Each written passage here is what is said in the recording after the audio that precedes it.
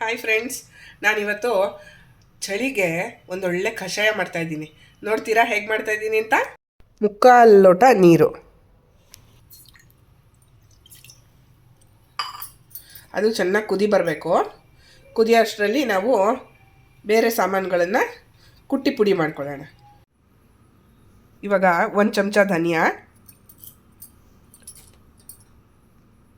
ಒಂದು ಅರ್ಧ ಚಮಚದಷ್ಟು ಜೀರಿಗೆ, ಒಂದು ಸ್ವಲ್ಪ ಶುಂಠಿ, ಒಂದು 4 ಕಾಳು ಮೆಣಸು. ಅರ್ಧ ಪುಡಿ ಆದ್ರೂ ಸಾಕು, ಹೇಗೂ ನಾವು ನೀರಲ್ಲಿ ಕುದಿಸ್ಕೊಳ್ಳೋದ್ರಿಂದ.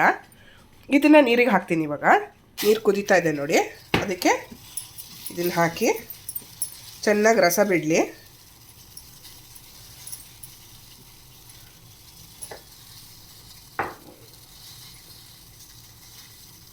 ಚೆನ್ನಾಗಿ ಒಂದು 5 ನಿಮಿಷ ಚೆನ್ನಾಗಿ ಕುದಿಸ್ಬೇಕು.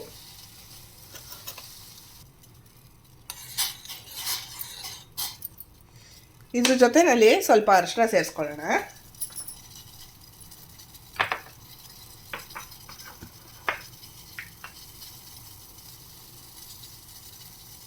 ಒಂದು 1/4 ಚಮಚದಷ್ಟು ಅರಿಶಿನ ಹಾಕ್ತಿದ್ದೀನಿ. ಇದೆಲ್ಲ ಚೆನ್ನಾಗಿ ಕುದೀಲಿ. ಈ ಕಷಾಯ ಮಾಡ್ಕೊಂಡು ಕುಡಿಯೋದ್ರಿಂದ ಇದನ್ನು ಹರ್ಬಲ್ ಟೀ ಅಂತಲೂ ನೀವು ಹೇಳ್ಬೋದು. ಶೀತ ಕೆಮ್ಮು ಏನಾದರೂ ಆರೋಗ್ಯದಲ್ಲಿ ವ್ಯತ್ಯಾಸ, ಸ್ವಲ್ಪ ಆಲಸ್ಗೆ ಅಂದರೆ ಸುಸ್ತಾಗ್ತಾ ಇರೋದು ಆ ಥರ ಎಲ್ಲ ಇತ್ತು ಅಂತಂದರೆ ಎಲ್ಲ ವಾಸಿಯಾಗುತ್ತೆ.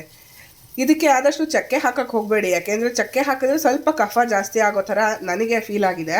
ಹಾಗಾಗಿ ನಾನು ಚಕ್ಕೆ ಹಾಕ್ದಿರ ಮಾಡ್ತೀನಿ. ಇನ್ನೂ ಬೇರೆ ಯಾವ್ದಾನ ಔಷಧಿ ವಸ್ತುಗಳು ನಿಮ್ಗೆ ಹಾಕೋಬೇಕು ಅನಿಸಿದ್ರೆ ಅದನ್ನು ಆ್ಯಡ್ ಮಾಡ್ಕೋಬೋದು. ಇದು ಸಿಂಪಲ್ಲಾಗಿ ಮನೆಯಲ್ಲೇ ಇರೋ ಇಂಗ್ರೀಡಿಯೆಂಟ್ಸಿಂದ ಮಾಡ್ತಾ ಇರೋದು ನಾನು. ನೋಡಿ, ಒಂದು ಅರ್ಧದಷ್ಟು ಆಗೋವರೆಗೂ ಕುದಿಸಿದ್ದೀನಿ. ಇವಾಗ ಅದಕ್ಕೆ ಸ್ವಲ್ಪ ಹಾಲು,